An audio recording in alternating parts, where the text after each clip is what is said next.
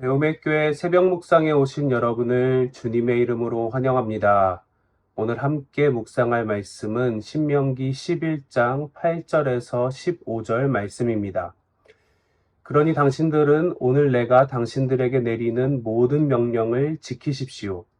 그러면 당신들은 힘을 얻고 당신들이 건너가 차지하려는 땅에 들어가서 그 땅을 실제로 차지할 것입니다. 또한 주님께서 당신들 조상과 그 자손에게 주시기로 약속하신 땅, 곧 젖과 꿀이 흐르는 땅에서 오래 살 것입니다. 당신들이 들어가서 차지할 땅은 당신들이 나온 이집트 땅과는 다릅니다. 이집트에서는 채소밭에 물을 줄 때처럼 씨를 뿌린 뒤에 발로 물을 댔지만 당신들이 건너가서 차지할 땅에는 산과 골짜기가 많아서 하늘에서 내린 빗물로 밭에 물을 댑니다. 주 당신들의 하나님이 몸소 돌보시는 땅이고 주 당신들의 하나님의 눈길이 해마다 정초부터 섣달 금음날까지 늘 보살펴 주시는 땅입니다. 당신들이 오늘 내가 당신들에게 명하는 그의 명령들을 착실히 듣고 주 당신들의 하나님을 사랑하며 온 마음과 정성을 다하여 주님을 섬기면 주님께서 당신들 땅에 가을비와 봄비를 철따라 내려주셔서 당신들이 곡식과 포도주와 기름을 거두게 하실 것이며 들에는 당신들의 가축이 먹을 풀을 자라게 하여 주실 것이며 그리하여 당신들은 배불리 먹고 살 것입니다. 아멘. 이집트의 나일강은 세계에서 가장 긴 강입니다. 또한 수량이 풍부하여 원할 때마다 농경지에 물을 댈 수 있고 흉년의 걱정이 거의 없습니다. 그 결과 나일강 주변에서 이집트 문명이 발상하기도 했습니다. 그러나 요단강은 나일강에 비해 너무나 초라합니다. 나일강의 평균 폭이 3km에 달하는 반면 요단강은 평균 강폭이 30m에 불과합니다. 실제로 요단강은 용인의 경안천과 비슷한 규모입니다. 성경이 기록될 당시는 농경 또 유목사회였습니다. 당시 사람들에게 두 강 중 하나만 선택하라고 한다면 100이면 100 모두 나일강을 선택했을 것입니다.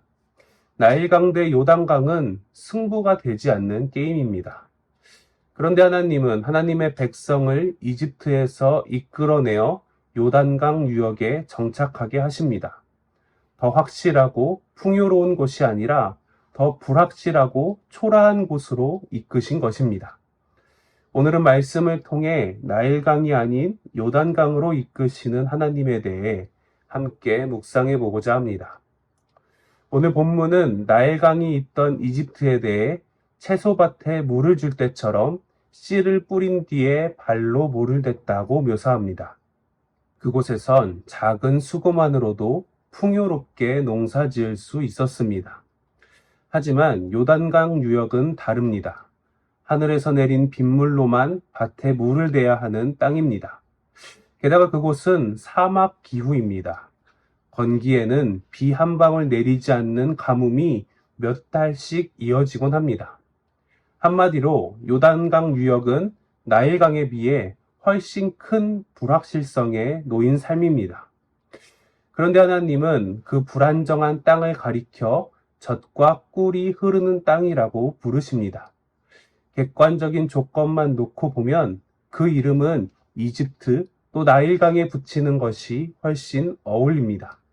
그러나 하나님의 기준은 달랐습니다. 그 땅이 젖과 꿀이 흐르는 땅인 이유는 조건이 아니라 하나님의 임재에 있었기 때문입니다. 나일강은 풍요로운 강이지만 한 가지 치명적인 단점이 있었습니다. 그것은 나일강이 너무나 완벽한 젖줄이었기에 그 자체가 숭배의 대상이 되어버렸다는 것입니다.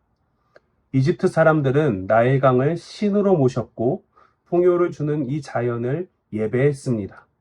그러나 피조물은 결코 창조주의 자리를 대신할 수 없습니다. 반면 요단강은 협곡을 따라 깊이 파여 있어 강물을 퍼올려 농사를 짓는 것도 불가능했고 그마저도 건기에는 말라버렸습니다. 그 누구도 요단강을 우상으로 숭배하지 않았을 것입니다. 이 척박한 땅에서 살아남을 수 있는 유일한 방법은 오직 하늘에서 내리는 비를 기다리는 것뿐입니다. 이것이 하나님이 이스라엘을 나일강 곁에서 이끌어내어 요단강 유역으로 부르신 이유입니다. 하나님이 우리에게 주시는 축복은 나일강처럼 눈에 보이는 완벽한 조건이 아닙니다. 내 삶의 환경이 요단강처럼 메마르고 또 불확실할지라도 하나님의 눈길이 항상 머물러 있는 것, 그것이 하나님이 주시는 진정한 축복이며 참된 의미의 젖과 꿀입니다. 요단강처럼 불안정하고 광야 같은 삶 속에서도 우리는 풍요로운 소산을 맺으며 살아갈 수 있습니다. 그 방법은 단순합니다. 하나님의 명령을 귀담아 듣고 마음을 다하고 정성을 다하여 하나님을 사랑하며 섬기는 것입니다.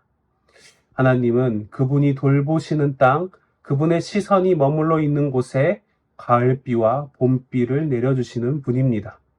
생명의 타이밍은 인간이 통제할 수 없습니다. 그러나 생명의 주인이신 하나님은 가장 좋은 때에 이른 비와 늦은 비를 내려주십니다. 그러므로 우리가 할 일은 창조주 하나님을 사랑하며 섬기는 것, 그것으로 충분합니다. 우리는 살아가며 나일강을 부러워합니다. 든든한 배경, 또 마르지 않는 재력, 스스로 통제할 수 있는 권력, 그런 것들을 바라보며 요단강처럼 척박해 보이는 나의 삶을 원망하기도 합니다. 그러나 하나님이 없는 나일강의 풍요는 결국 우상숭배로 이어질 것입니다. 하지만 하나님이 적당한 때에 내려주시는 은혜의 담비야말로 우리의 영혼과 삶을 가장 풍성하게 채워주는 참된 능력이 됩니다. 우리 삶의 소산은 조건과 배경에 달려 있지 않습니다. 내 힘으로 물을 내려던 헛된 수고를 내려놓읍시다. 하나님이 우리를 요단강으로 부르신 것은 불확실성 속에서도 우리를 책임지겠다는 하나님의 사랑의 선언입니다. 오늘도 나의 상황과 환경이 아니라 내 삶을 주관하시는 하나님만을 붙들고 살아가시는 하루가 되시길 소망합니다.